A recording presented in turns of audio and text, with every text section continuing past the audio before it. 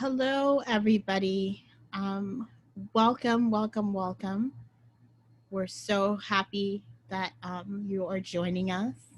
If you give us a couple of minutes, we're going to make sure people have a chance to log in, and we're going to start at about 2:07. So just a couple of minutes.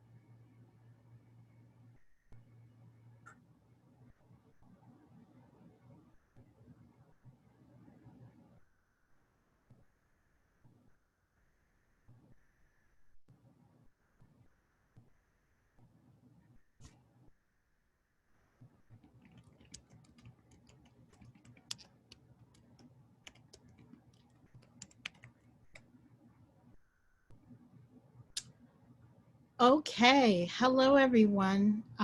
Welcome to this wonderful session facilitated by the brilliant Shannon Prez Darby. My name is Miriam Kaba, and I am the founder and director of Project NIA. And I welcome you on behalf of Project NIA and our co-sponsor for this event, the New York City Transformative Justice Hub. I want to offer special thanks to Eva, who has held down the logistics for this event. I so appreciate you and all you do. This workshop is really a perfect way to announce a fall series that Project NIA is organizing titled Building Your Abolitionist Toolbox. Our goal in the series is to explore 6 different resources that help us build daily practices to move us closer to a world free of prison, policing, and surveillance. Together, we're going to learn how we can use abolitionist organizing tools and values in our relationships, our homes, our schools, our organizations, and our communities. We will consider how we can deepen discussions about justice, harm, and healing. And we will dive into active ways that we can work towards an abolitionist future that includes everyone. The series officially kicks off on September 24th with Jennifer Viets sharing her new toolkit, Talking Circles at Home, Parenting Restoratively. That session is at capacity, but we will be making the toolkit available to the broader public on September 28th. The next session in the series is on October 10th, and that will be a practice session based on a workbook created by Shira Hassan and myself, titled Fumbling Towards Repair. You can check our Facebook and Twitter pages on September 21st for registration information. Space for that is limited, and that particular session is specifically for people who are already who already have a copy of the workbook and want to kind of work through some of it with us. I'm dropping a link announcing the series from our website in the chat, so that those of you who are interested in knowing kind of what we're up to and what we'll be doing over the course of the fall can check back there on a regular basis to see what it is that we're up to and what we will be offering. We have an incredible team with us today because really everything worthwhile is done with others. So you'll be able to see on your screen Brandon Kazan Maddox, who is one of our ASL interpreters for the day. Our second ASL interpreter is Manny Garcia. and both of them will have interpreter next to their name. And so they will be pinned, and they will be pinned on your screen. But if you need ASL interpretation, you can go to the ASL video of the person who's interpreting, and you can also pin it yourself. We're also joined by Shirley. Oh, also want to make sure you know that Brandon and Manny are going to post their information in the chat, and it'll include also a Venmo link. If folks want to give tips, please feel free to do so. Shirley Ha is joining us and is doing live closed captioning. You can press the CC button located at the bottom of your screen to access that captioning. Thank you to Shirley for that. Pamela Quintana will be our vibes watcher for this event, and they will have check-in next to their name. Pamela will be available to chat privately with you if you need to check in with somebody, or to meet people in a different Zoom room where they will be able to talk with you and do some grounding exercises. If you're feeling overwhelmed or you have a need for support, you can reach out directly to Pamela for that. Ebony Green is our tech person, and she has tech next to her name for any Zoom support or questions. About the chat, participants will be able to chat in the chat. You can drop in, hellos, you can drop in comments and thoughts, and it's make sure that you're, clicking that you want to discuss that with everyone, or if you're just trying to send information to panelists, you can choose that as well. If you have questions, we really invite you to drop them into the Q&A box, and folks are going to be making sure to answer questions and to pass along questions to Shannon to answer. Eva will be, not just Eva, but others will be monitoring the chat and the questions. Alongside Eva are Adelaide and Madeline, or Madeline. We just got that clear. I still want to call them Madeline, but Madeline are volunteers. So sincere thanks and so much appreciation to the whole team for being here and supporting this event today. So now let's just get centered in our values for this event. I'm going to share some words that I appreciate and are adapted from Free Minds, Free People, which is where I first heard some of this expressed. And so I'm going to share that with you again so that we can be grounded in our values for this event. We believe that at the center of liberation is radical love for each other and for ourselves. That love pushes us to try to create a better world. Because of that, we are working to minimize the amount of harm that occurs in our spaces. White supremacy, misogyny, ableism, classism, homophobia, and transphobia exist everywhere, even in radical spaces. They are some of the threads out of which normative society is woven, and it is hard to untangle them. So if you are called out today, particularly in the chat, in some way for perpetuating any of these, please understand that it is not because you are unimportant or that we wish to exclude you. Instead, we're trying to demonstrate compassion and care and do the least amount of harm towards people in our communities, particularly those with marginalized identities.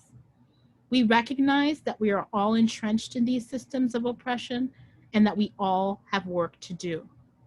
We invite everyone to be accountable for their participation within these systems of oppression.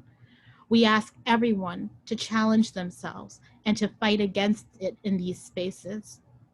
If you enact displays of power and oppression, we will talk to you.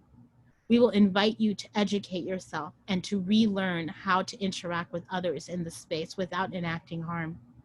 If you cannot or are unwilling to address it, we will ask you to leave. We need both love and rage in every part of our lives to carry on dismantling oppression. Both can be a part of radical resistance to the destructive world in which we live today if we put in the effort to truly learn from and care about each other. We seek to forge stronger bonds and create a community that we can rely on, rather than systems of violence. So being accountable to each other for our behavior is a really good way to start. With that, I want to welcome Shannon. I will let her introduce herself to you, but I will say that her work has had a profound impact on me personally and on my work, which has become really, since I don't know how many years, my life's work. I'm so grateful to and for her. I appreciate so much that she's going to share her precious knowledge with us this afternoon. Thank you so much, Shannon. Dropping it off to you. Thank you so much, Mariam. That means a lot to me, and those words are just so kind. Hello, everyone. My name is Shannon Perez Darby. I am going to share with you a little bit about who I am as we go forward. But I want to, in addition to the context and framing of the space we have today that Mariam just shared, I'm going to ask Eva to move to the next slide. And just going to ask everybody to take a moment, and if you are willing and able, to take 3 deep breaths together to just help us ground, to help us be here together. So if folks are ready, you can start by blowing all the air out. Take a deep breath, filling up your lungs. And blow all the air out. Again, take a deep breath in, filling up your lungs. And blow all the air out. And final time, take a deep breath in, filling up your lungs. And blow all the air out.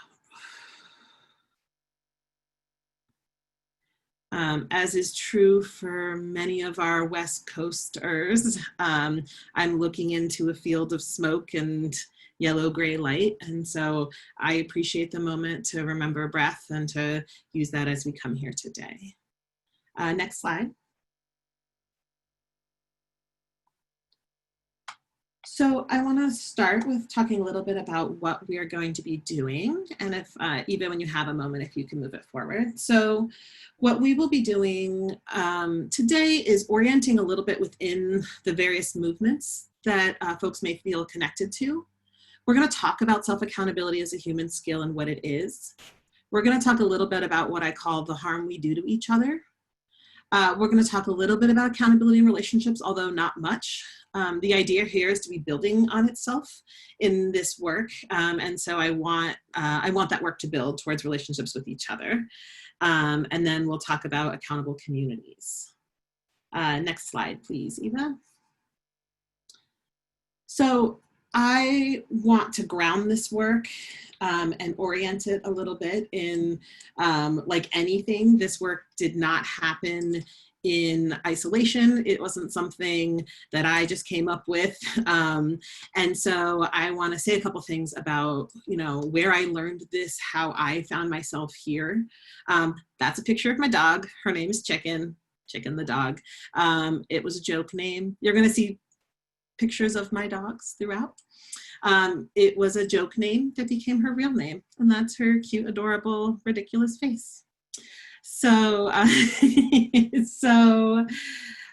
one I want to say that, actually, thank you. What I want to say is that much of this work was incubated in the Pacific Northwest and is the benefit of many people's brilliance. I am so lucky. I have been in Seattle, Washington for 13 years, just a little bit more than 13 years. And in that time here, I have been so grateful to have so many movement leaders, particularly in the anti-violence field, that have really helped raise me and helped me learn about accountability and how to be in good relationship with each other. So this work today directly is benefited from the work of Danica Borenstein, Deanne Alcantara-Thompson, Lady Anderson, Fatima Ryan, Mia Mingus, Mariam Kaba, Rebecca Wadzowski. And I want to give a special shout out to my partner, Danny Hansen, who is often a thought partner in this work with me and is someone who is never going to be in a webinar, never say never, but is probably never going to be in a webinar, and is one of the people I know who is most grounded at knowing how to be in right relationship with people, and is one of the people when I need to get collected who will come collect me. So I want to give a special shout out to him. Next slide, please. Oh. I'm wondering if we might be having a challenge. Only because I saw the ASL interpretation go off and there's some sound. So I'm going to keep moving forward unless somebody from the support team wants to tell me to pause. But if not, I will keep moving forward, and please let me know if I need to pause or stop while we have some tech issues. Okay, great. So moving forward, perfect. So I am going to invite folks to type into the chat. We won't be using the chat a lot today, but we will be using it some. So if folks are willing to type into the chat one thing you hope to learn from our time today, and share that with all of the attendees. And I would love to just get a sense about what folks are interested in.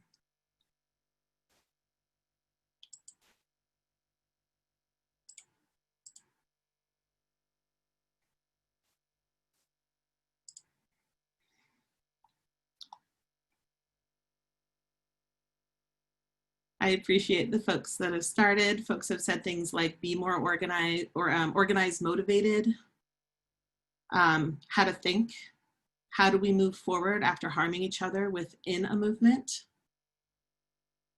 Now they're starting to come in. Support around mediation, collective practice, and building a culture. And so I will let those, as folks want to trickle in, I will leave those in the comments as folks want to review them. And it's helpful also to, one of the things that happens when we talk about accountability is a really loaded topic, and people put a lot of stuff on it, and we have a lot of high hopes about what it can be. And so I can already promise you I'm not going to attend to all of those things in our, little less than 2 hours together. But I appreciate, it's helpful to know what is motivating people and bringing people here today. Next slide, please. So I want to orient in this idea that accountability and healing is possible. It is not uncommon when we do this work that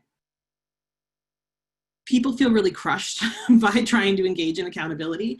People feel really frustrated by it. People feel really overwhelmed by it. People feel like they give it their best effort to figure out how to be in good relationship with each other, and how to be in good relationship with these concepts of accountability and our movements. And they walk away feeling like this is too hard and it's not possible. And so I want to just ground us in that I believe it is possible, because I see it. I see our growth. I have experienced it. And so I want to start us with that accountability and healing is possible. Next slide, please. So I also want to frame in that we all have a role. So we all have a role in doing this work. Sometimes a thing that can happen within movements is that we can replicate some of the things that we are trying to change. I often talk about this as the Hunger Game problem. The Hunger Game problem is functionally, there was only one premise in the Hunger Game, in the uprising and the revolution they had in the Hunger Game. And their primary platform was to end the Hunger Games. And so when their revolution was successful, they put a new government in place, and their first action was to reinstate the Hunger Games. So I call that the Hunger Games problem, which is that sometimes we only know what we know. Another thing that sometimes our movements can do is set up figureheads and set up people at the front of those movements who are who we would want to think of as like the boss of the movement or as the person who has the magic answer. And then folks want that person to give them the answers and the solution. And what I want to offer is that we all have a role in this. The work of being in good relationship to each other is work we all have a role in and we all need to be a part of. It's not something we can outsource. It's not something we can hand off to a facilitator. It's something that each of us have to get grounded in and do our own work. Next slide, please. So these are some working assumptions in the work around accountable communities that I bring that I wanted to share. And so that is 1, everyone deserves support. 2, there are gaps between our desire to support people who are abusive and our current ability to do so. 3, the criminal legal system is not a viable intervention for many. Next slide, please. 4, when we support people who do harm in their own accountability, we are honoring their humanity. 5, centering survivor self-determination is essential in creating the conditions possible to support loving, equitable relationships and communities.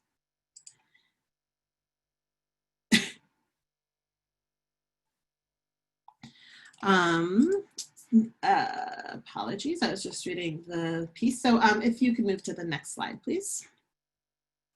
So our movements for social justice. I want to say just a couple of things about the movements that have grounded me. I very much grew up in the anti-violence movement. I started doing anti-violence work, I think I was 19, like kind of at an organization formally, and like many people did that work because it was the work that me and my friends were doing, because my friends were experiencing violence when I was a kid and we were making plans to figure out how to support them. And I have been lucky enough to be able to do paid work and be able to hold a job in the anti-violence kind of field for a long time. And that's part of what's brought me up. Other movements I feel connected to are movements around prison abolition, our queer and trans kind of communities and justice movements, as well as many others. Next slide, please.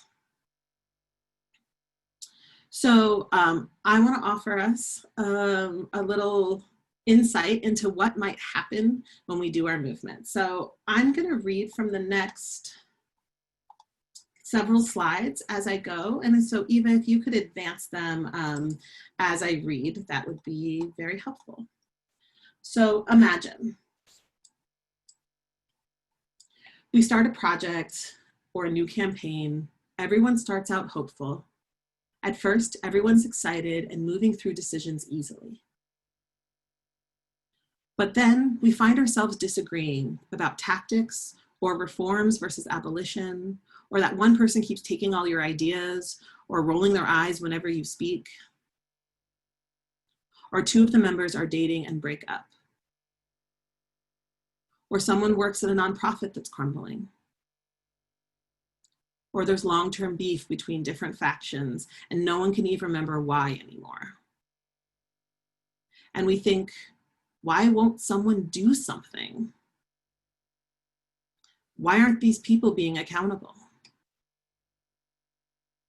And usually this is where things fall apart. People stop attending meetings or someone wants a process. Things fall apart, people separate, our movement work is put on pause. And you can stop there. Thank you, Eva. So I don't know if this sounds familiar to folks.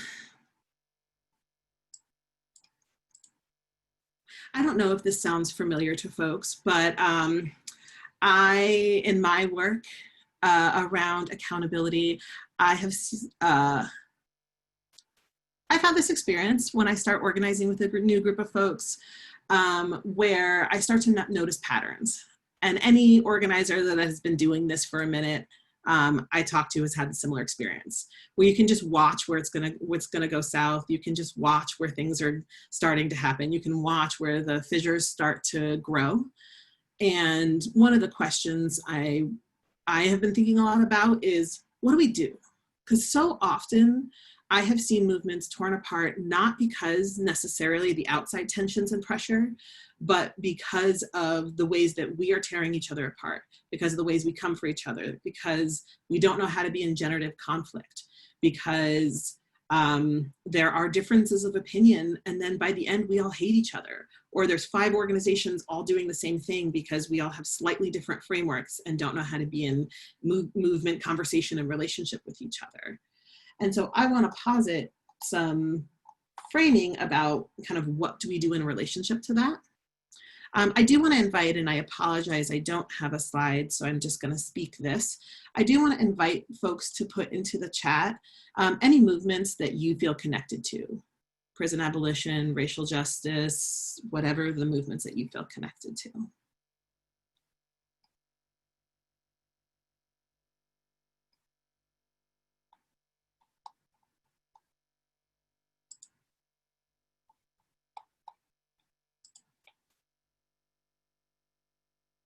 So I see folks saying transformative justice, prison abolition, reproductive justice, immigrants' rights, racial justice, climate justice.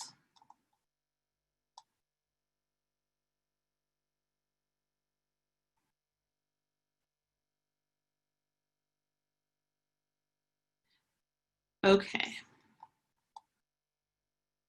Ending gender-based violence, intimate partner violence, QT community. So I'll let those roll through as folks continue to respond. Next slide, please. So this is the definition I use for accountability. This is a definition that was gifted to me by Danica Bornstein, who I always want to talk about Danica and her work, because when I started anti-violence work, she had already been doing it for a really long time. And many of my most healing things I have learned about violence and about accountability have been from her. And she is one of those people whose name you don't hear a lot. And without her, much of this work would not happen in my life. So this is the definition that Danica gave me and many of us for accountability. So accountability means being responsible to yourself and those around you for your choices and for the consequences of those choices. Next slide. Accountability is a process. Next slide. Oh, it's not there. Well, that's supposed to be a really beautiful slide that says not an equation. So one of the things that can happen sometimes is that people will come and they'll say like, okay, give it to me. Give me the accountability equation. And I heard someone asking, so Danica Bornstein, I could likely spell her name in a moment. My apologies. I can send out everybody's name who I have spoken, their first and last names. So one of the things that can happen when we are talking about accountability is people really want the equation. They want, like, if I just do like this much of responsibility and this much of conflict skills and this much of like showing up and doing my work, then like that will produce accountability. And unfortunately, it's not an equation like that. It's not like most brilliant things. It's not, it's just not that easy, and that it's a process. So accountability is an internal skill, not an external process that happens to us. We cannot force people to be accountable. And accountability is not something that happens to bad people. So one of the other things that can happen sometimes is that people can think about accountability as like, those people over there need to be accountable. You need to be accountable. That person who did that harm needs to be accountable. And good news, bad news is that accountability is a human skill we all have to work on. And the building blocks for accountability in relationships, accountability in communities, accountability in movements is self-accountability, is the work of doing your own work. So accountability is not a personality trait or identity. It is a skill necessary for each of us to build and cultivate in order to have loving, equitable relationships, communities, and movements. Next slide, please. So self-accountability. Self-accountability is a process we do with and for ourselves. It's proactive accountability, critically thinking about choices in advance. Self-accountability is an essential skill if we want to look at how to take accountability in relationships.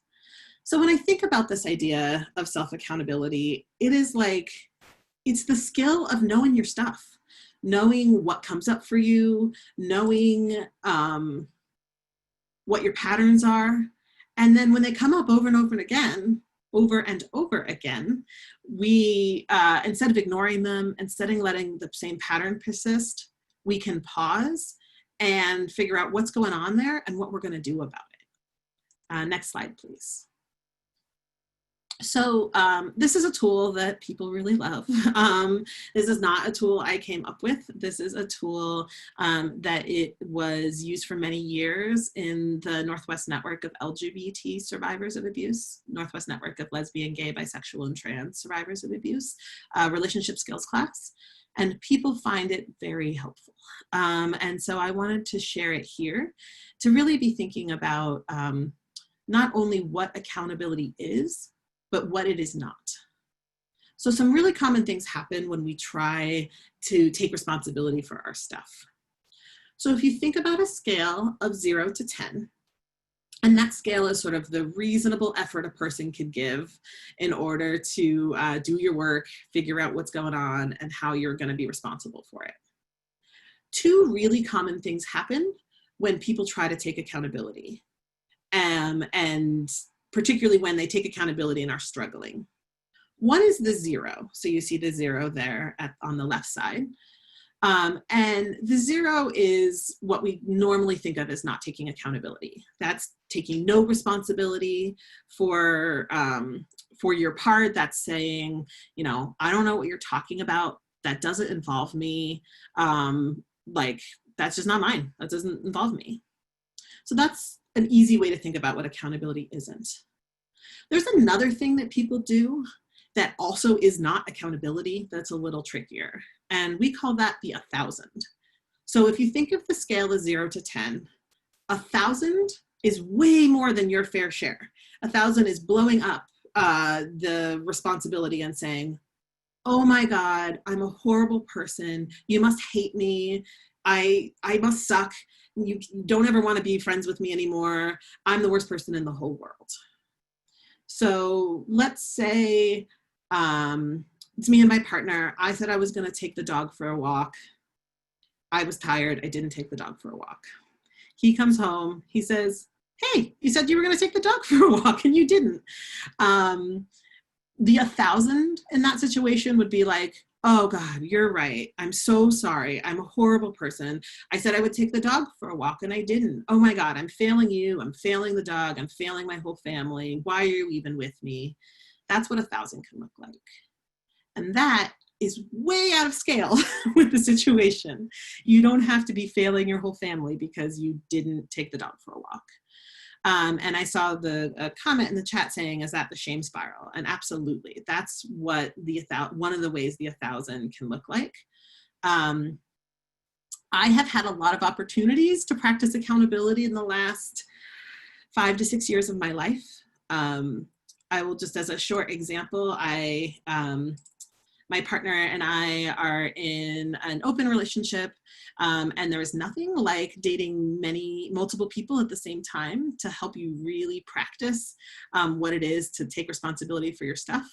And in the course of that learning in my relationship with my partner, it has given me a lot of opportunities to practice accountability. And I had this experience a number of years ago where I had been using this accountability tool, doing workshops on it, and I did something outside of my values, outside of my integrity. And I felt this 1,000 like I had never felt it before. I had this experience of being like, I am a bad person. I am horrible. And I had this, my second thought was a pause and was like, wait a second, you know this. Yeah, you made a mistake, and that does not mean you're a horrible person. And I could really feel myself ping-ponging between like, why is it such a big deal? This is not like, don't even worry about it. Like, people do this all the time. Why are you bothering me with like, I am the worst person on the planet? And so that is another common thing that happens, is that people ping pong between 0 and 1,000. They can go back and forth between like, I don't know why you're talking to me, this is none of my business, to I am the worst person on the planet. And the problem with the 1,000, and one of the reasons it's also not accountability, is that it takes the attention off of what your action was and puts it back on you and your feelings. So if you love me and you care about me, or you're just like a friend who thinks I'm okay, like maybe this isn't my partner who's, you know, we're ride or die together. If I say I'm the worst person on the planet, you must hate me because I didn't walk the dog, you're probably going to be like, I mean, that's a little dramatic. You're not the worst person on the planet. Don't worry about it. And so one of the things that the 1,000 can do is that it can obscure our ability to actually get grounded and take responsibility and accountability, because it keeps the focus on us instead of on our actions and behaviors. So you'll see there's the star that has the 6 in it. And the 6 is a tool to be thinking about, what could this self-accountability actually look like? So the 6 is your grounded, centered process of figuring out what happened, what was going on for me at the time, and what am I going to do about it? And 6 is not an accident. So one of the things that can happen sometimes when we're doing this work around accountability is that people really want to be perfect. I'm a Virgo. My birthday is this week. As a Virgo, I particularly love a certain kind of perfection.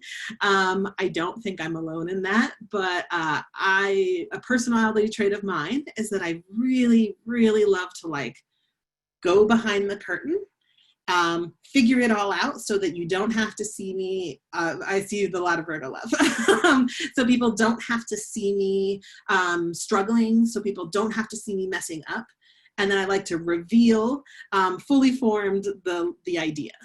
And I know what that takes care of a lot of things. It takes care of the uncomfortability of not knowing openly. It takes care of a vulnerability. It takes care of that I'm an introvert, and that much sort of open vulnerability taxes me really quickly.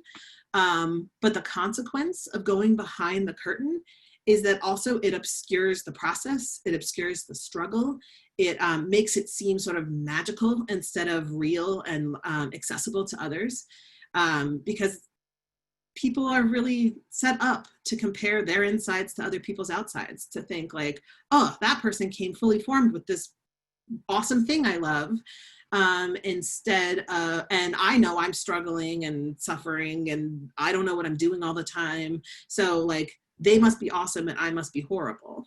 So that is one of the consequences of doing that. So the 6 is intentionally a little more than halfway, but not 10. To be able to give ourselves the grace of screwing up, of taking responsibility, but trying not to get stuck in a perfection trap. Next slide, please. So, apologies, I'm just checking to make sure I'm on my time.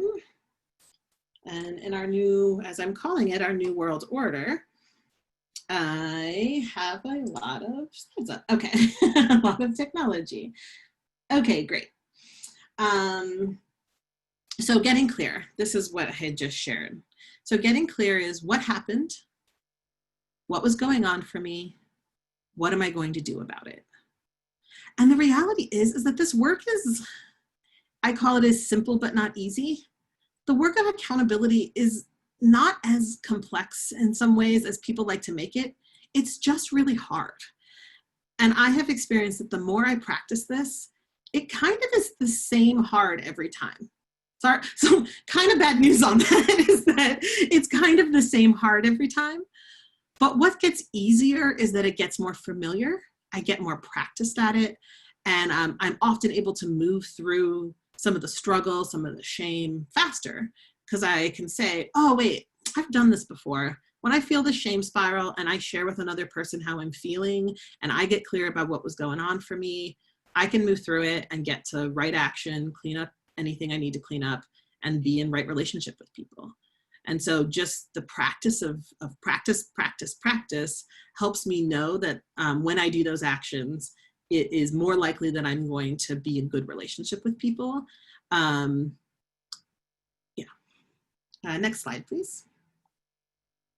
So there's a lot of ways to do that work of figuring out what's going on for you. And I won't prescribe to folks what that is.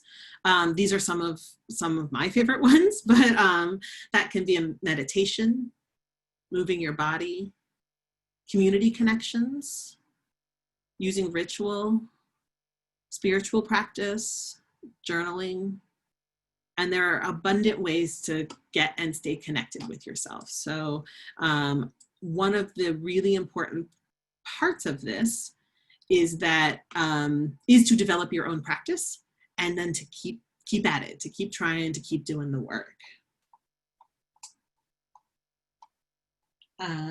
Next slide, please.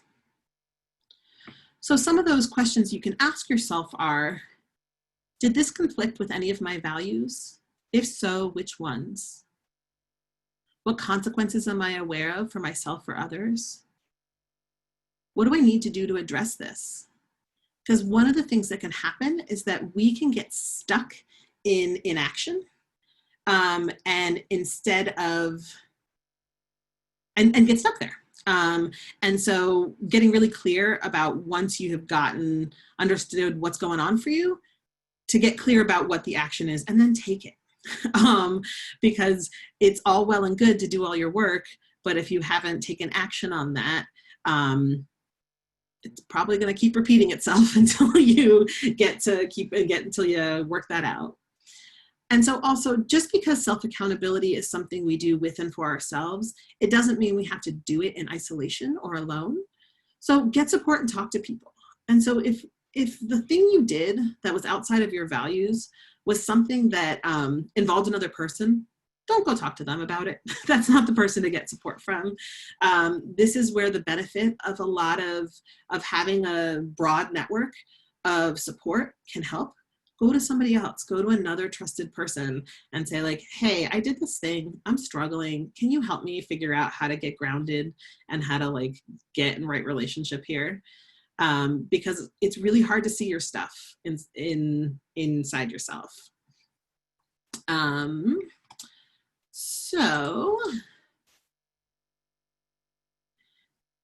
Okay. Next slide, please. So I've been sharing a couple of examples, but I wanted to share another one. So this, I find that the work of accountability can often be pretty theoretical. And I wanted to ground us in what this could actually look like. So dealing with my car can really stress me out. As a result of the stress, I can often avoid dealing with it.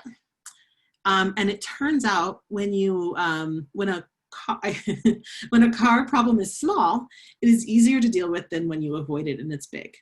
I cannot tell you the amount of times in my life that I have had a slow leak in a tire that I have ignored that has become a big problem. More than I would like to say, where I'm like, I'm sure it'll be fine. Turns out if you have a slow leak in your tire, eventually it will be a flat tire. And so in the work of self-accountability, what that can look like is, when I think about what's the most grounded thing to do when it comes to my car, it means really looking at why I'm avoiding dealing with my car and making a plan that's in line with my values. So I've been using this example for a minute, and I'd like to report that I'm way better at this. And part of that looks like asking for help, honestly. Part of that looks like the reason that I avoid car things is I don't really understand cars. And I have had the experience more than once that I have brought my car in. Someone has talk to me about what feels like car jargon, and I don't know how to suss that out. And I don't like being bad at things and not knowing what's happening. And so I avoid that feeling by avoiding it. And so instead, now this is something my partner is very, very lovingly supports me with, which is that I will regularly say, looks like that car light is on again. Could you help me make a plan?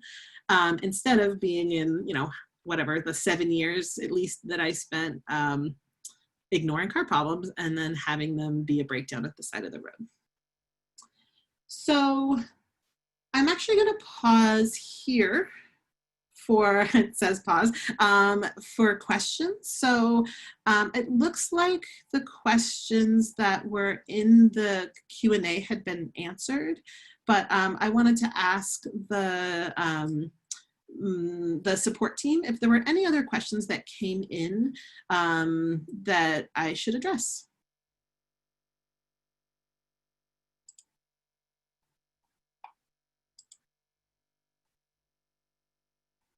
Okay, it looks like there's a couple questions about sharing the slides, and I believe that was answered previously, but the short version is yes. If folks have questions throughout, feel free to type into the question section or into the chat, and I will have periodic pause points where I speak to any questions folks have. Great, so I'm going to invite people to pause for a moment. If you would like to close your eyes, you're welcome to. If that's not available or accessible to you, feel free to take a moment to reflect, however feels best for you. Think of a time when you broke a promise or didn't do something you said you would do.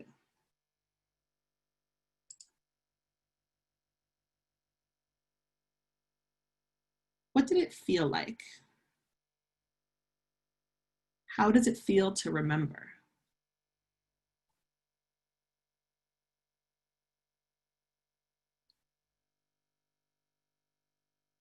Are there sensations you're noticing?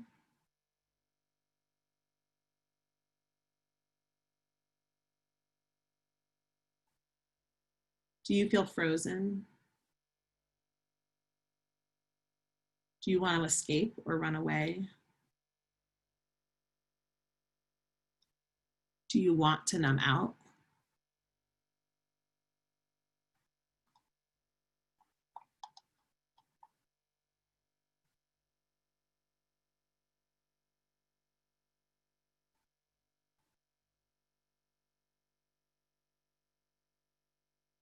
So take one more moment to sit with that reflection.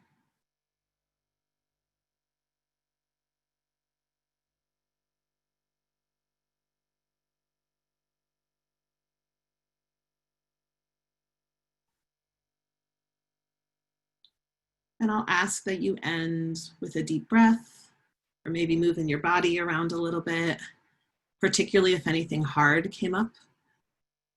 So I'm going to just shake it out a little bit to help model.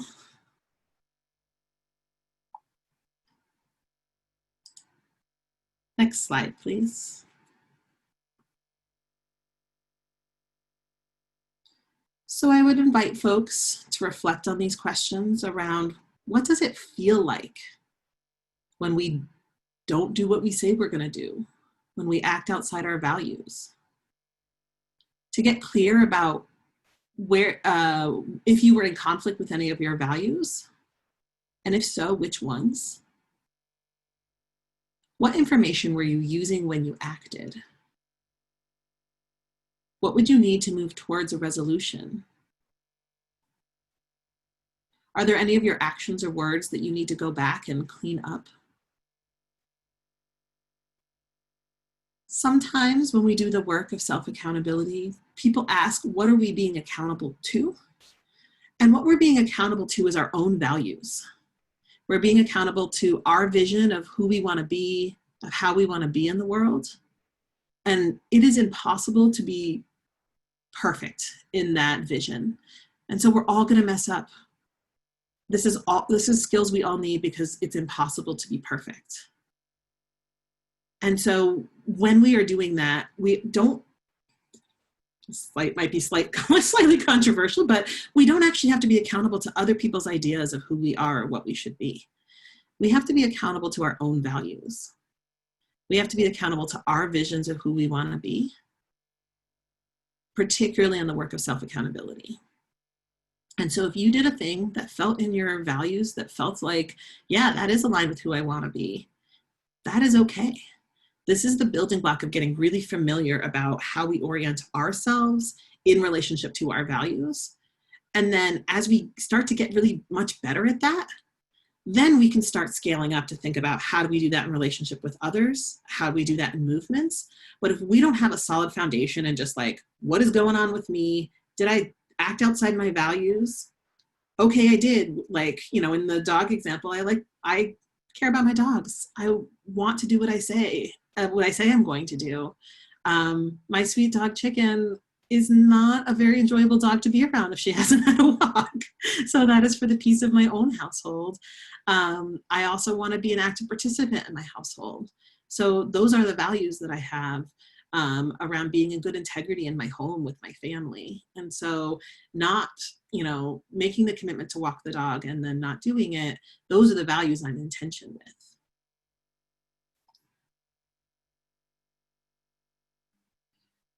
So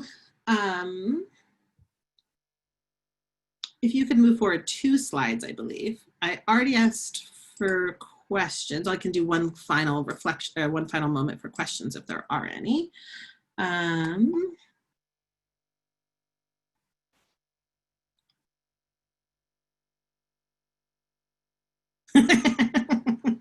So that's Chicken. She's dressed up as a firefighter.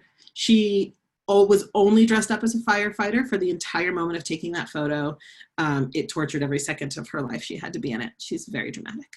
That is a great question. Chicken does not have an Instagram, but I feel like my partner would love to make her one. So next slide. So question in the Q&A. Yeah, thank you. It says, if what we're being accountable to is our own values, how do we navigate that when we think we're living with integrity, but someone else says we cause them harm, especially when we're using the same language / value system, e.g. TJ? Yeah, so thank you so much for highlighting that.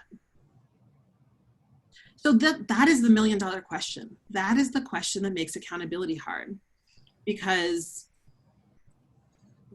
when we are talking about the building blocks for this moment, we are talking literally about accountability with and for yourself. And so that is the very first step, is to get clear about what happened for you and with you. And then as we move forward, and if other people have tension or disagreement, because like what I can imagine happen is that somebody who is not acting right and not acting in their integrity can come back and be like, yeah, no, I'm good. I'm self-accountable. Like, leave me alone. And that can feel so frustrating and challenging. But I want to really encourage us to focus and to stay centered on ourselves and on getting really clear with and for yourself. I will talk in an upcoming session about like, how do we think about that in relationship with others?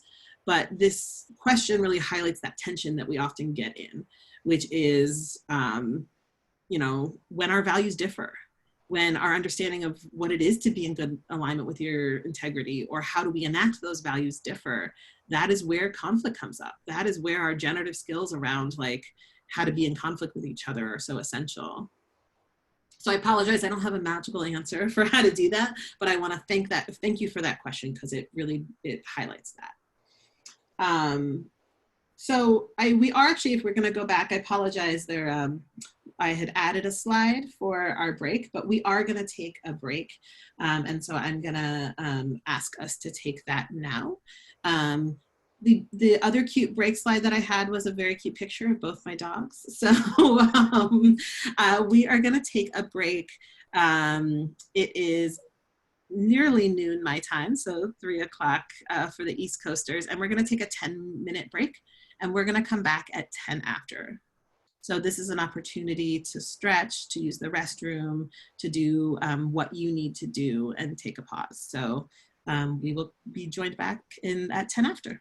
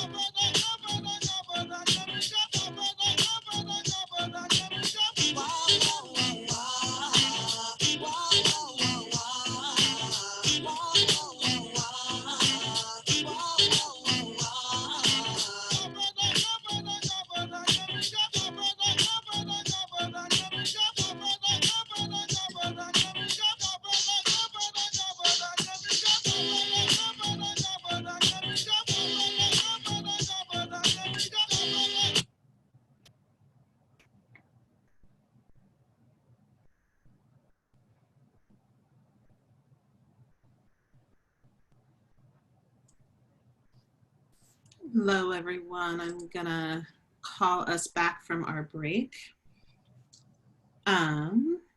So welcome back. I hope you got a little bit of a break that you needed. So for the last part of our time together, I'm gonna talk a little bit about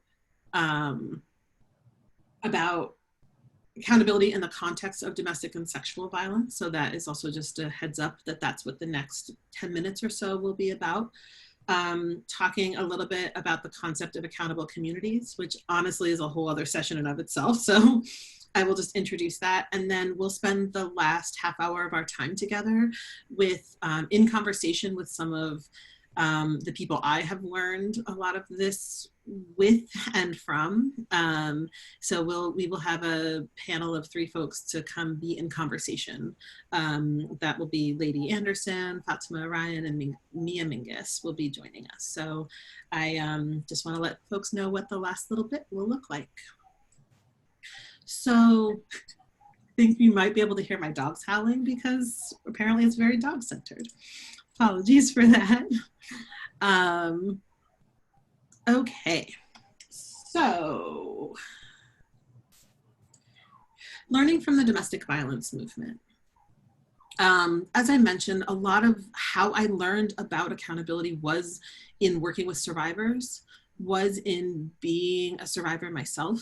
That is how I found this out. You know, I've shared it publicly in many ways. At some point, I don't know if folks ever have this experience, but I'm a little tired of that story. But I will share it to ground for a moment here, which is I found this because I needed it, because I was in a relationship that brought me to my knees in a person that I was doing movement work with, and we could not share space. We could not coexist, and I did not know what to do. And I tried everything I knew how to do to figure that out. And it rearranged how I saw the world. And my solution to that was to move to another state, honestly. And that's not entirely the reason, but that was not the reason. And through just trying to figure out how to get what I needed, which is how many people find themselves in this work. So there are 3 questions here, and I just want to acknowledge for the people who've asked those questions that my hope is to address some of those in this conversation, and I can come back to it. But there is a question here I'd like to read that I just want to speak to for a moment. So this question is, sorry if this is a big question. We work with organizers who are also trauma survivors, primarily childhood sexual trauma. In addition to those traumas associated with anti-Blackness, racism, and state-sanctioned violence, I'm interested in perspectives on accountability processes in relationship to survivorship. Thinking of the 1,000 on the accountability scale displayed on the feelings of shame many survivors navigate. How is self-accountability complicated by experiences of trauma? So this doesn't fully speak to that, but I think for me, self-accountability, the reason why I love it so much is it was the tool for healing for me. Because for me in that relationship, I could not make that person be accountable. Like I tried everything I knew how to do and everything the people around me knew how to do. And I could not get that person to knock it off, act any different, or be accountable. And I spent a lot of my life's force trying, and it just wasn't possible in that time, in that moment, in that set of conditions. And so I had to figure out my own path. And for me, the healing from that relationship ultimately came in the experience of focusing on myself. So asking myself those questions about what happened, what was I going to do about it, and how was I going to move forward? And those were not self-shaming questions. Those weren't questions to say that it was my fault. It was just questions to locate myself in that experience so that I could understand how I had gotten there and where I was going. And that was the magic of self-accountability for me, was that I could not control what that person was doing. I really, truly couldn't. I tried to make a different plan and it just did not work. And so I had to recenter on myself and recenter on what was going on for me and my path. And, I got clear about what was the hook for me and what were the hooks for me, and why did I continue to find myself in a relationship over and over again, breaking up, getting back together, breaking up, getting back together. I was not responsible for the pattern of harmful behavior that was there. I wasn't responsible for that, but I did take actions in the course of that relationship that were my responsibility. I wasn't just a passive person who who that relationship happened to. I participated in it, and navigating that was really tricky. And talking about it is tricky. Talking about it, one of the things that can happen is sometimes people have this thing where they're like, well, that's blaming survivors. And I will say, in my 12 years of working directly with survivors of domestic violence, every time I bring survivors together, inevitably most folks there feel like they're a fake survivor. It happens over and over again where we tell these stories where we say, survivors of domestic violence are like, they are good people who are sort of perfect, who didn't do anything wrong. And then people who batter are these like monster people who did things to them. And we tell that story, and that story does many things, but what it rarely does is help survivors, because many survivors have the experience that they did complicated things. They had complicated experiences of surviving. And in that complexity of surviving, people understand they made choices, and they may have made choices between two shitty things and done the best they can in navigating bad choices. But for me, navigating the choices I made in the context of that relationship brought me deep healing, allowed me to actually move forward, allowed me to put that person and that relationship in the past and let go of what that person did because I just couldn't control it, and then move forward with my own stuff. So that for me is the magic of it, and how to locate that within movements, and why self-accountability is actually in service of survivors and not victim blaming. It's not harmful to help support a person who experienced harm to navigate and locate themselves and their values and how they navigated that experience in that situation. Next slide, please. So the short version is that when we're talking about harm, for a lot of big harms, understanding the context, understanding the full picture of it is such an important part in the work of accountability. Because a lot of the time when we're looking at harm, we're just looking at one moment. We just are looking at like, I didn't walk the dog. But movie versus snapshot, the movie of why I didn't walk the dog is all the things that happened before and all the things that happen after. And so one of the things that can help us in this work is by zooming out and really looking at context, really looking at what is going on for folks, what is going on for myself. Next slide, please. So my slides got less pretty in the translation. I promise they were all very, very beautiful. So for people who, in the context of domestic and sexual violence, I believe strongly that everybody deserves support. And that survivors deserve support, but people who do harm also deserve support. They just need different supports. So for people who are surviving patterns of power and control, what they need is self-support and self-determination and safety. In that order, that self-determination is the salve of exploitation of patterns of power and control, that if the core harm, particularly of domestic violence, is a lack of agency, is the ways in which people can no longer make choices or a full, complex set of choices about their own lives, the path forward on that is increased self-determination. And that doesn't mean we ignore safety. Safety is an important question, but you can put somebody in a room where they have their physical bodily integrity is intact and be safe, but that does not a life make. Safety cannot be our only question. And then for people who are doing harm, they also need support, and that is support and accountability, and that we all need support based on our role and context in a situation. Next slide, please. So I want to talk for a moment about the harm we do to each other, particularly when we talk about the anti-violence movement and we talk about domestic violence movements.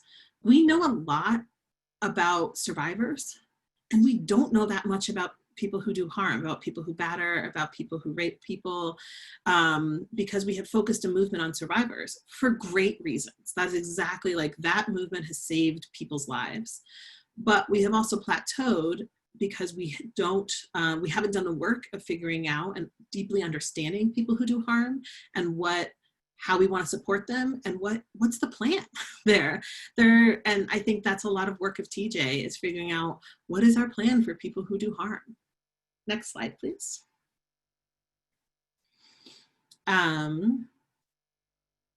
That's basically all the things I just said. So we'll move on to the next slide.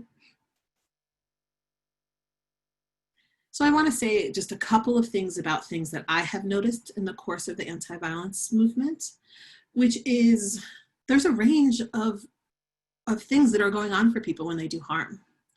And so one is this, on one side, we are talking about people with skill deficits who find themselves battering through lack of skills and support. And then on the other side, we have this term. I still haven't come up with a better term. I'm open if folks have ideas, but for right now, I continue to call Voldemort batterers. And Voldemort batterers are people who are actively trying to do harm and are not interested in taking accountability for their actions. So I don't want to be Pollyannish that there aren't Voldemort batterers out there. I believe there are, and I believe there are a small portion of the people who are doing that harm. I will say in my work in the anti-violence movement, there were times when there were people who every single person they dated would call for support at the organization that I worked at, would reach out, and that those people did not seem able to take in the harm they were doing, and they didn't seem to care. And so I don't know what to do about Voldemort batterers. I don't want to be Pollyannish that like, I don't have a solution for that. And so I just want to be real about that and grounded that like, we don't have all the answers yet.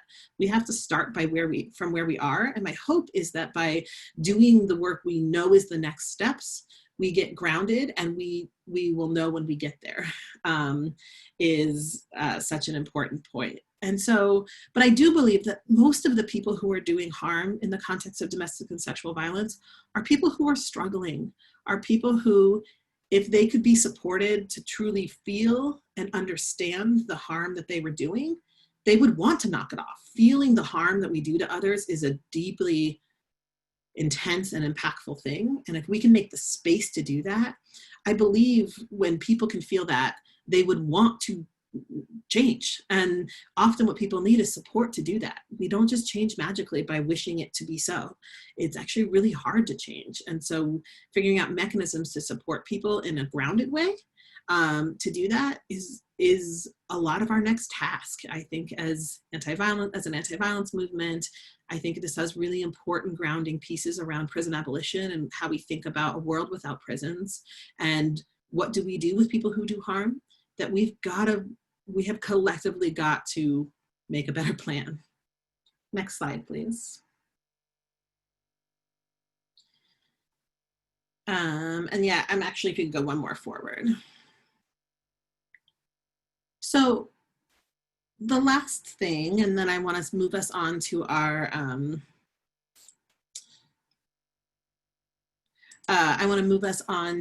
panel in a moment, but one of the things that can happen, and I think I spoke to this a little bit already, is that when we're starting to talk about accountability in relationships, people who are surviving harm will start, I can like watch, like when I was in person with people and we're able to see you all, I can watch the wheels turning in people's heads and start thinking about how they can apply the work of this kind of accountability to abusive relationships or to like an abusive dynamic.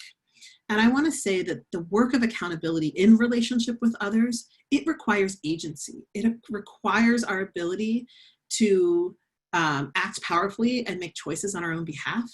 And so, you know, one of the things that particularly patterns of violence does is it impacts our ability to make choices. And so this work is really hard to do, the work of self-accountability and the work of accountability in relationships, if you don't have agency to be adjusting your choices.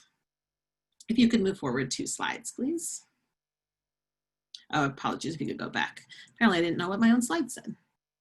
So yeah, self-accountability works to counteract a pattern of power and control by supporting survivors in their self-determination. And then accountability is essential in counteracting a pattern of power and control by supporting people who matter and taking responsibility for their actions. That I think that if we all got better at this skill of taking responsibility for our stuff, we would actually make the conditions that made the harms of domestic and sexual violence less likely. That because everybody's kind of bad at this, like just collectively, we're not that great at taking responsibility for our stuff, it creates the conditions that actually allow battering, that allow sexual violence, because people who are doing that harm can sort of hide in the muck of all of us being bad at this. So us all having the collective skills of taking responsibility for our stuff makes the conditions that lead to accountable communities. Next slide, please. And then one more. So, you know, this was a long time ago, maybe 10 years, where this thing would happen that people would talk about community accountability, and people would sort of, and particularly in like my queer and trans people of color communities nationally, it kind of took on this urban myth kind of dynamic where people would be like, okay, community accountability is happening. There's a group somewhere and they've got it figured out, and they made the zine, they made the handbook, and like, we just don't have it yet, but they've figured it out. And I started calling around to, you know, trusted people around the country and was like, hey, do you all have this thing? And people were like, no, we thought you had it. And what I realized is that particularly around a community accountability, there is kind of an urban myth thing that can happen sometimes where we have a lot of ideas about it and what it could be that are often not necessarily that grounded in where things actually are. So I just want to say that, and this is a thing I've heard Mia Mingus share many times, which is that just to really get right-sized about where we actually are, our visions of where we want to be around accountability in communities and our actual skills of where we are now are pretty far apart. And that we got to start where we are. We have to start here. And we can hold on to, and we should hold on the visions of where we're going, but we got to start where we are. So accountable communities shifts the conversation, I'll just read the slide. So accountable communities. Accountable communities shifts the emphasis from a collective process for holding individuals accountable for their behavior to individual and collective responsibility for building a community where robust accountability is possible, expected, and likely. And that's from Connie Burke's piece in The Revolution Starts at Home. Next slide, please. So accountable communities involves building communities where robust accountability is possible, expected, and likely. So instead of having the situation where accountability is rare, we actually are setting the conditions where it is easier to take accountability.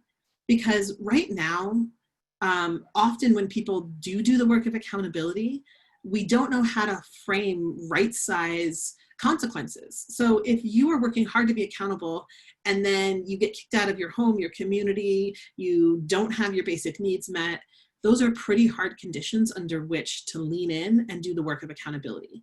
And so knowing what right-sized consequences are is the work we're figuring out together, because we are under-practiced at this and we are under-skilled at this. And so the more we each are practicing this work, the more we can be bringing that to our relationships and to our movements. And yeah.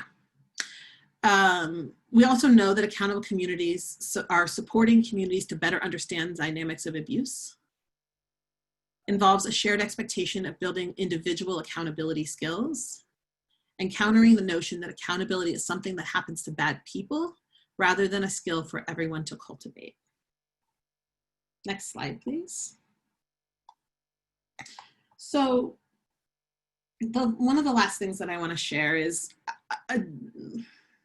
if I had a wish or an ask that I could have of my communities and of my movements, this would be one of them, which is having everyone build the capacity to tolerate the feelings that come up around this work. And by that, I very specifically mean that one of the things that happens when you work when you do work in the anti-violence field specifically, whether that's, paid or unpaid work, community work, or whatever that work looks like. And you hear a lot of stories of survivors, and you really are talking about the harm of domestic and sexual violence all the time. A thing that I notice is that collectively, it is nearly impossible for us to tolerate that harm. What I have seen in talking about domestic violence publicly most days of my life for the last 15 years is that people have to make it small, they have to make it less, they have to make it just not as impactful as it is. And part of that is that if we could all sit with the harm of domestic and sexual violence, what that really is, what the collective impact to our communities and our people is, the sadness, the grief, the overwhelm of that starts to take people over. And so building our capacity to feel that, to really hold that harm with ourselves, with others, makes the space for us not to have to make it invisible, to not to have to make it small. When it comes to domestic and sexual violence, we tend to make it, its invisibleness is part of its ability to perpetuate itself. And so this feeling of being able to understand and build our capacity to hold it is a wish that I have from all of us. And then if you could move forward, I believe 2 slides. Yeah, 1 more. So there are many questions here. What I am going to do, I apologize, I'm going to take 1 moment to look at them. So I am going to move us to the panel, and as there is time, I may have the panel address some of these questions as well. I want to acknowledge that I want a more positive analogy than Pandora's box, but the work of accountability can feel like a Pandora's box. And so I appreciate all the depth of questions folks have. And I just want to acknowledge that I would love nothing more than to be in conversation with you all day about these deep and complex questions. And I may not be able to get to them in their full capacity at this time. And I want to invite folks to continue to be in conversation because this is lifelong work. So I just want to acknowledge I will do the best I can to try to address many of these really wonderful questions. So I am going to invite my panel to start turning on their screens and their sound and such. And I am going to introduce folks quickly. So as I was thinking about our time together, I was like, I don't know why I should be talking at a screen for 2 hours. All my best thinking happens in relationship and conversation with my favorite people. So I invited some of my favorite people to be in conversation together. So let me pull up your introductions quickly. So today with me, we have Lady Anderson. Lady Anderson is committed to uplifting BIPOC, Black, Indigenous, people of color, queer, trans communities, by increasing access to health, equity, and self-determination. She is currently the Director of Policy Advocacy and Community Engagement at Gay City, Seattle's LGBTQ Center. We also have Mia Mingus. Mia is a writer, educator, and organizer for disability justice and transformative justice. And also Fatima. Fatima Ryan is a consultant and facilitator who brings their experience as a queer, chronically ill Muslim DV survivor and advocate to their work. So thank you all for joining me today. I honestly want to spend all our time just gushing. I will not do that. But I want to start by just asking sort of the first question, and then we're just going to do it like, all right, we'll just do it jump in style and make it work. So the first thing I would love to sort of talk, we're just going to jump right in the deep end, which is, how does experiences of marginalization, so thinking about structural oppression, impact our ability to see ourselves as people who can potentially do harm? So thinking specifically around sometimes when we are people who experience structural oppression, we are used to being crushed by the world, and trying to think about how does that experience interact with this work of trying to be accountable. So I'm going to let whoever would like to jump in.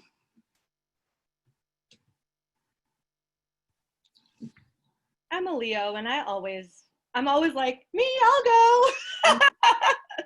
Hi, everyone. I'm so happy to be here. My name is Fatima Orion. Thank you so much, Shannon, for inviting me to be part of this with these lovely people. I love talking about accountability, and I nerd out about it all the time. And this question, I love this question, and I think that it's something I've thought about a lot as someone who experiences a lot of structural, like I reside in these intersectional identities that does lead to an experience of structural oppression in the world. And yet here I am, a complicated human being that can also do messed up things too. So like, how do we sit with that? And in my work as a DV advocate for many years, working with queer and trans, BIPOC survivors, working class, sex workers, disabled people, like no one was coming to my the organization I worked at with like no experience of oppression, right? And so I learned a lot about this dynamic over the years. And so I think that marginalization, and structural oppression, what it really teaches us is that over time that we don't really have power in the world. It teaches us this myth that like, you don't have power. And in many ways that can be true. Like as a survivor of childhood abuse, I learned that it didn't matter if I acted really right and walked on eggshells around my abuser. One day that could shield me and the next day maybe it didn't, right? And we see that on larger scale too, like people can pull themselves up by their bootstraps and still be poor for generations. People can do everything right about how to interact with police and still be harmed or killed or incarcerated, right? And so over time, that message gets embedded in ourselves that my actions don't have an impact on my life or on other people's lives. And so I think that can like lead to this place of feeling like, well, yeah, my action, I did that thing, but like, of course it's not going to impact anyone because I'm powerless. I'm nothing in the world, you know? And so I think that can really be a place of deep self-harm that occurs from there, harm to other people, and like truly just deep down feeling like, how is it possible that I hurt your feelings? Like how do you even care about what I do, right? Like I'm not even that important, you know? So I think I don't want to, I could be chatty all day long about this too. So I'll stop there for right now. I'd love to hear from the other folks as well. Lady? Sure. As a fellow fire sign, I am more than happy to follow up. Hi, Fatima, I miss you. So I realized after we read my bio, Shannon, you helped spotlight some stuff. I was like, oh, I'm a Buddhist. I'm very much a Buddhist. I'm very much a collectivist. It has a lot to do with how I am in the world. Something I like to think about from my understanding, so Buddhism and being Black and queer and trans in the world, is, you know, suffering exists. 10 out of 10 people die. Every single one of us, we're going to die. Everyone you've ever met, they're going to die. Everyone they've ever met is going to die. Similarly, 10 out of 10 people have been harmed. We've all experienced harm at some point in time. And similarly, 10 out of 10 people have caused harm. So everyone you know, everyone they'll ever know, like you've done it, let's make that really clear. You cause harm, I've caused harm. Everyone we could ever imagine is gonna cause harm. It is just real. So no matter what other identities you hold, I think sometimes people forget that like, oh, you could be someone that is oppressed and also cause harm, which like maybe that's what you're trying to lead to the question for. And I think that's what Fatima said as well. I'm just gonna say it more directly. You cause harm. You're gonna do it again many, many times. And I think the practice is really, you know, what does it mean? You said before, like you can't take accountability for, you know, your stuff if you don't know what it is. And I think the practice really is about that mindfulness of like knowing when you're doing it. You know, that's like what it means to have self-accountability be a practice that you do. Like, if you don't know you're doing it, you can't change the pattern. I'll stop there for now. Also, thank you for having me. You're great. Mia, are there things you'd like to share? I'm like, are you sure you're not a Scorpio, Lady Anderson? You're like, you will die, everybody will die, death will happen, we will all die. Hi, everyone. Thanks for having me, Shannon, by the way. Where are the cancers, though? I want to also, like, just also keep building and, like, scaffolding off of what everybody has already said. And one thing that I always think about around when we talk about oppression and how it impacts our ability to understand ourselves as people who can cause harm is, I mean, one, I think that oppression causes trauma. And I think that trauma makes it harder for us to hold complexity, period. Because, you know, it lessens what we can imagine is possible. It lessens, like Fatima was alluding to, like, right? Like it lessens how we even understand ourselves.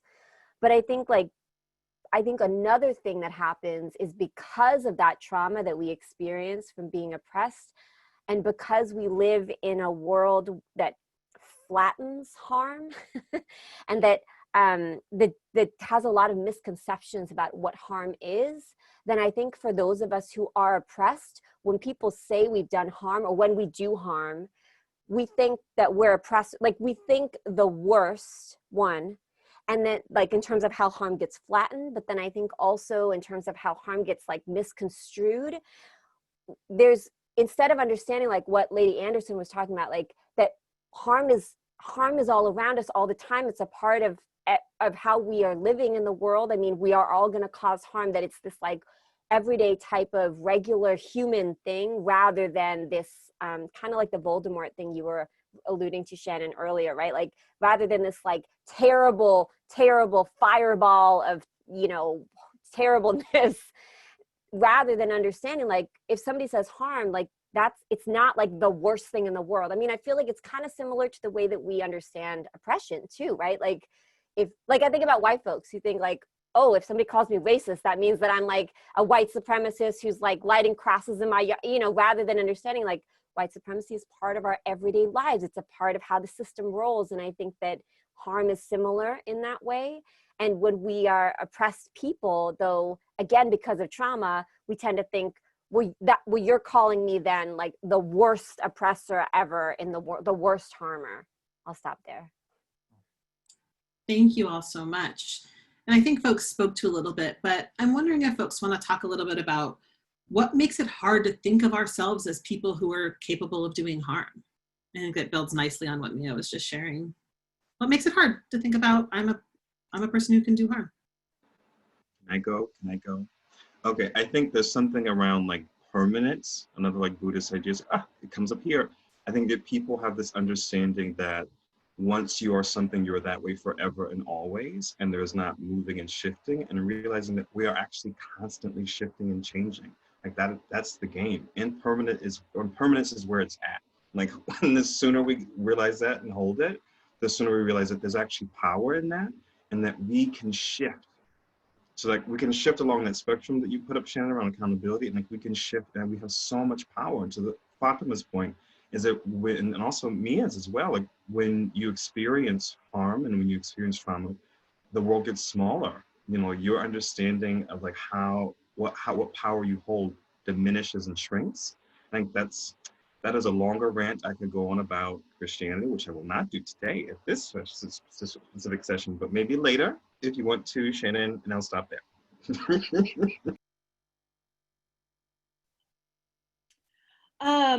This is something that I have thought about a lot for myself, just, like, really transparently struggling with my own process of self-accountability, you know, and how that has been hard for me personally.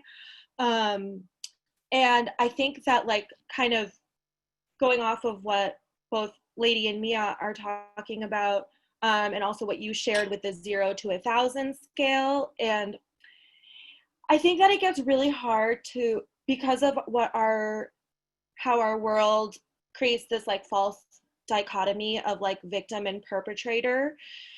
At the same time, we're like, hurt people, and we're like, okay, but like, how do you mesh those two things together? And so I think internally it becomes really challenging to be like, how can I be a perpetrator and also a survivor at the same time? How can I stand with survivors and also, in a way, not villainize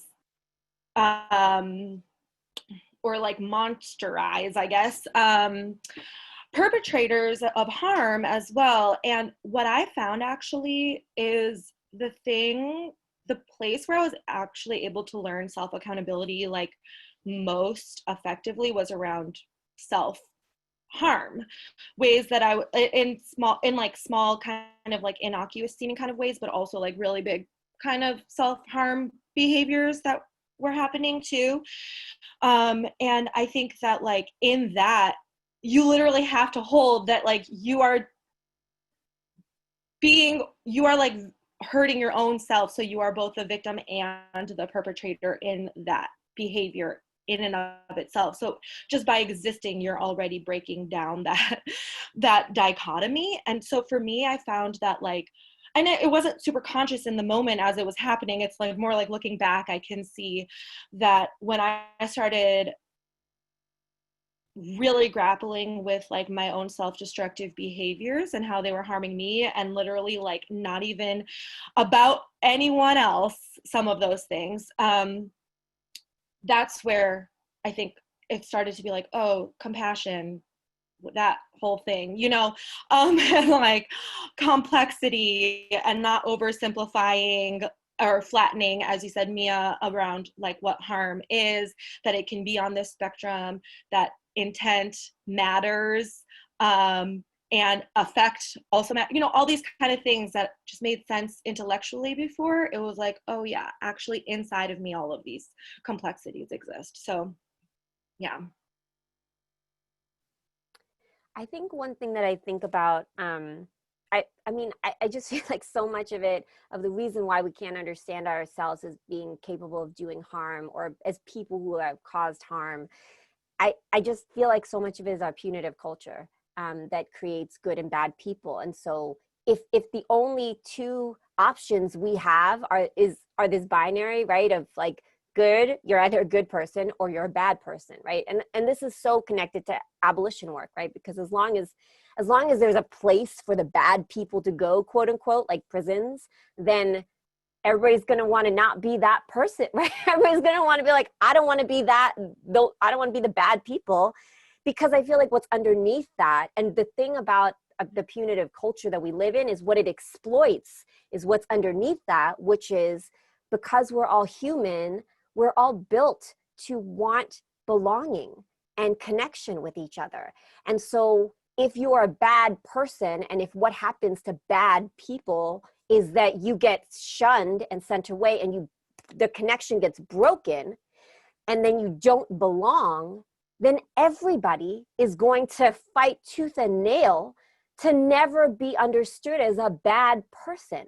And so part of our work, I feel like, and what's so hard about our work is the culture change to say, like, we can be, this is part of, I feel like, what Lady is talking about so beautifully and eloquently, like that we can be complex and human. And I feel like, Buddhist thinking is so, like, there's so many world religions that have done a lot of work on this, is like, how do we conceptualize of people and humanize each other in all of our complexities and contradictions and nuances, instead of just like good and bad, which then of course leads to, well, then you don't belong here, right? Then you don't belong in our community, you don't belong in our family, you don't belong, rather than understanding, like, just because you get better at hiding the harm that you do doesn't mean that you didn't do the harm or that there wasn't impact.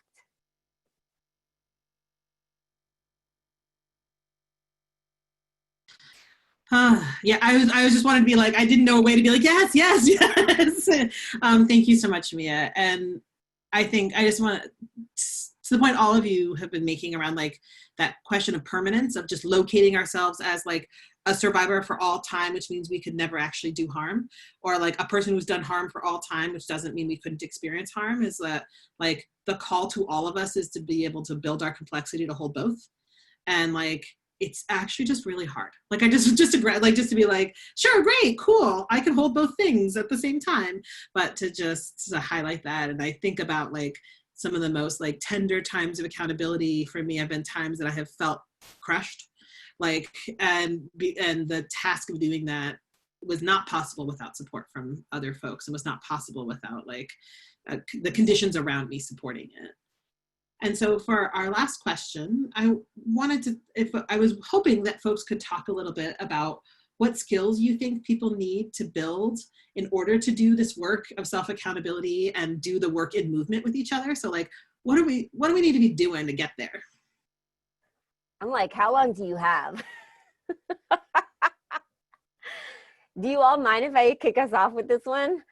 I mean, there's so many skills that I think I'll just name a couple. I think investing in your own healing is so key.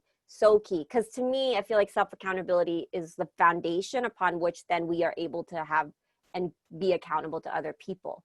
And so how do we practice our own skills to ourselves, but also like our own skills when we're asked to be accountable to other people? I think about just self-reflection is a huge skill, whether it's journaling, whether it's verbal processing for those of us who can't just sit and write quietly in a journal, totally fine, right? Like whatever it is for you that helps you to self-reflect, could be art, whatever that is, I think is so huge.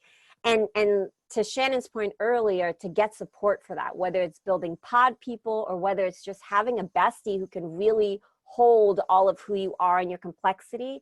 But it's really hard to do it on your own. So I just would encourage people to get support. And then the last thing I'll just say is I think self-compassion and forgiveness are so key, because if you don't have that, you will be at the 1,000 all the time, or you'll just get so burnt out and so frustrated that you'll just move to the 0 and just be like, I just fuck it. Like, I'm so sorry to curse. I just can't take it. I don't know what else to do. And then I would just also second figure out what your values are, write them down, share them with other people, because that is, I think all of us are like, yeah, I know my values are.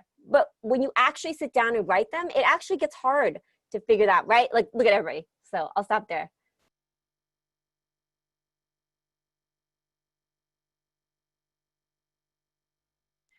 I want to say a thing real quick because I don't want it to be the last thing, which is I also just to add the skill set around like collecting people, having people who will come collect you.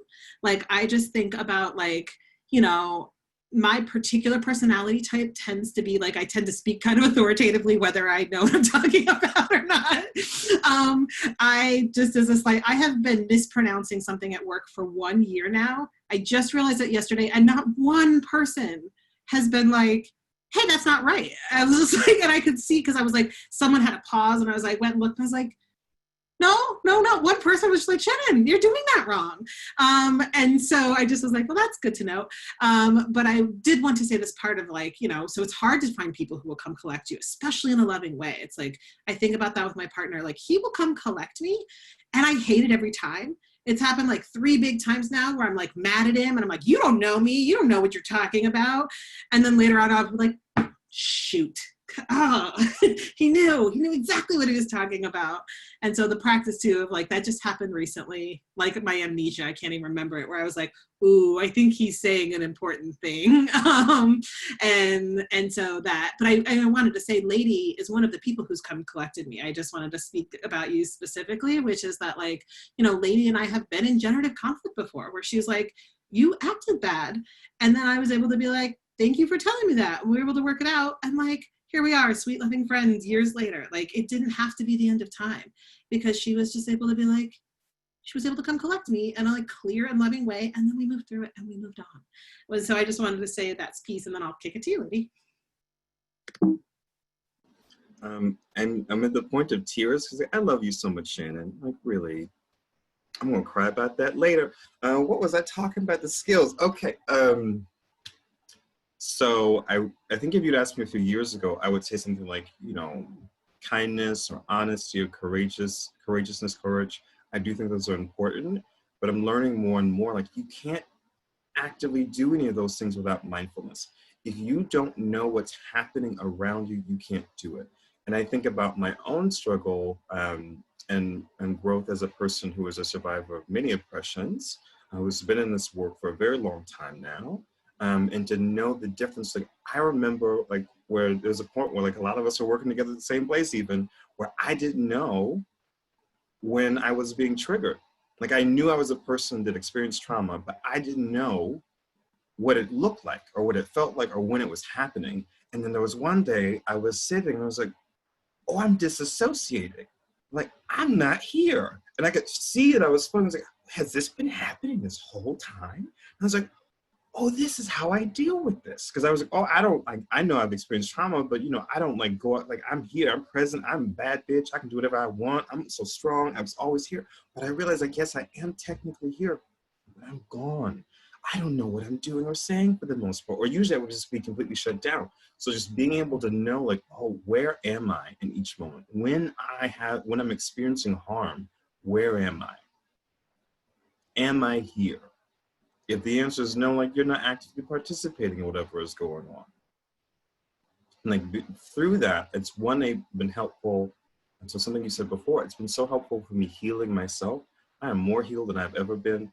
I can't walk outside without choking. It feels like I'm smoking a cigarette. I quit smoking years ago. I can't even have outside now during COVID.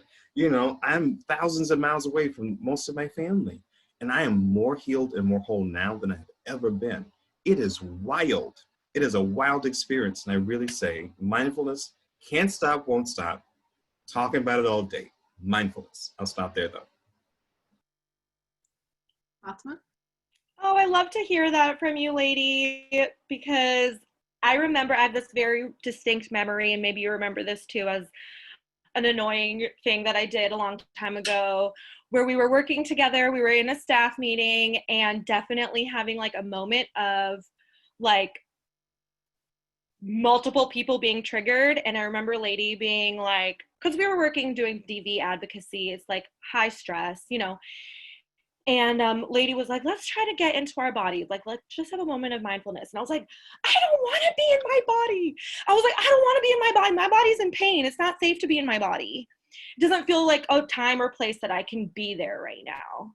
And lady was so like, totally, like very like loving and kind about it. But now, like also years later, I think about that time and I'm like, oh wow, like because actually the skill is to learn how to be in myself and what is happening in my own self and know yourself. That's like the thing that I always come back to. Know your power. Like I say that phrase to myself like constantly. Know your power. I want to like get it tattooed somewhere on me. Also find your 6. I'm thinking about getting that tattooed on me too. But like I think, yeah, just know yourself, as Mia and Lady and Shannon have all said, like learning about yourself, learning about how you interact. I learned this from generative somatics work as well. And in that, there's a centering exercise where you just kind of learn like what do you feel like when you're just neutral, when you're just at a baseline level. And even just they were very realistic in explaining this to us as we were learning this centering skill, that it takes 300 times of doing that centering practice for it to become kind of something that you kind of feel like you can like becomes like a habit a bit, and then 3,000 times of doing it before it becomes muscle memory. And so it kind of goes back to your point earlier, Shannon, about how like accountability never is like easy practice, but you kind of just get more used to it over time, or you understand the challenge of it over time and become more like, this is just a part of life. This is like the challenge. This is the kind of challenge that I want to get through, because it does lead to more liberation, and it does lead to a place of knowing yourself more and feeling more in your integrity. And that is a place that honestly feels really good, even if that only lasts for a few minutes at a time before you have to move on to the next thing to be accountable for, whether it's dishes or taking the dog out or some horrible thing that you did 20 years ago or something like that. It truly does end up making yourself more whole over time. And I think that that's ultimately like just giving yourself that humanity. So I think part of it is knowing yourself, but then also part of it is a constant reframing of when I am practicing accountability, I am allowing myself to be more human than I have been given space to be before. So yeah, and I could talk about this forever, but I'll stop. So I'm going to move in towards closing. And this is like, I knew this was going to happen. Like, I literally was like, oh, I want to talk to like this crew of people for literally hours.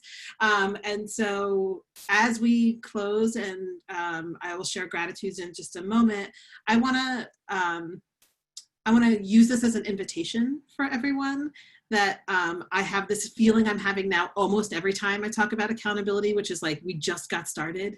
And that is just such, like, there's so much space to hold. And so I want to invite folks to like use that energy as motivation to be doing the work, to be getting with your people and doing that work. And that like, this is lifelong work. So don't even worry. We have our whole lives. It's as urgent as now at our whole lives to be working on this together. And so I want to thank so much the Project Nia. I want to thank Eva. I want to thank our interpreters. I want to thank our panelists. I want to thank all the people who helped with tech. I want to thank Mariam so much for the invitation, for the kind words at the beginning. I feel so touched and tender to be with you all, and so grateful that these are the communities and the conversations and the people I get to learn with. It has been such a gift. I keep saying this thing that Mariam keeps giving me these like gifts, like just these beautiful gifts that I even just practicing holding them to be like, okay, like I can just receive it and not do all those things without being like, no, it's fine, I don't, whatever, just being like, thank you. So thank you for the gift of this space, to Mariam, to everybody who helped put it together. And I appreciate everybody's time. I don't know, Mariam, if there's any closing words or if we want to just close out as is. Thank you, Shannon, so much for leading us. Thank you so much, Fatima and Lady and Nia, as always, for sharing your wisdom. Deep gratitude and appreciation for the entire team that held this together. I named you all at the beginning. Also want to make sure that I definitely lift up Laura Chow-Reeve, who was taking graphic notes for us, and those will be sent to everybody. And you should look up Laura's work at Radical Roadmaps. I put the link in there. If you need a graphic note taker for your events, please hook up. Thank you to our amazing team of folks, Access, Brandon and Manny and Shirley. We really appreciate all of you. Please support this work of all the folks that have been here today and talking. And hopefully we'll see some of you again at the future sessions that we'll be having throughout the fall. Thank you. Bye, everybody. Thank you.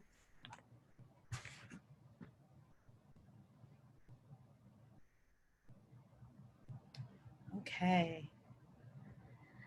Shannon, can you stay on with me for a minute? If you're